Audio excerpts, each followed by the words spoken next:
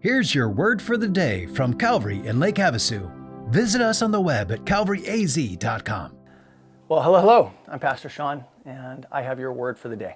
If you have your Bibles, you could turn to Ephesians 4, verses 26 through 27. We'll go ahead and read that now. Be angry and do not sin. Do not let the sun go down on your anger, and give no opportunity to the devil. This is an interesting verse because I think a lot of Christians are rightfully afraid of their anger. Because anger does not produce the righteousness of God. We see that verse as well. But here's the deal with anger. We will feel angry. This Bible passage is very clear. Be angry and do not sin. And so the question isn't whether we will be angry or not. The question is, what will we do with our anger? Now, the way that we have anger and do not sin is easier than we think, but harder than we think. Because here's the deal. We, in order to not sin in our anger, need to put God first in our life. You see, if we put our flesh first, our anger becomes violent.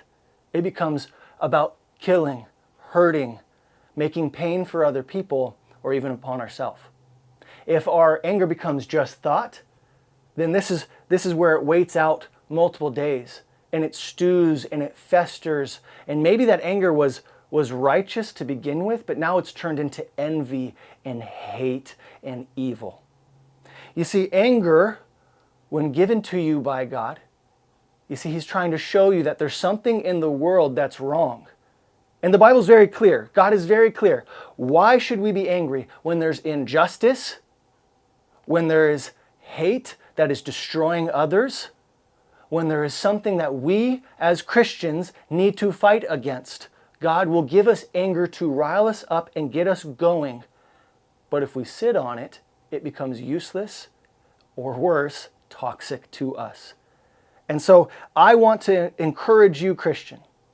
If you have anger, I want you to check it first. Make sure it's not your flesh going forward. It's not a selfish anger going, I didn't get, me, right? I'm going to go hurt this person because they hurt me. Or I'm going to think ill thoughts, talk bad about this person, right? Because they hurt me. No, if your anger is selfish, you need to learn to forgive and give it to God.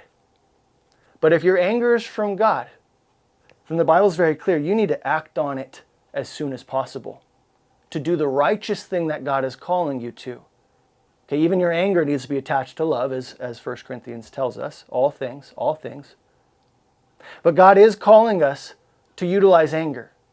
But just don't let it be human anger, made from your flesh or made from your thought.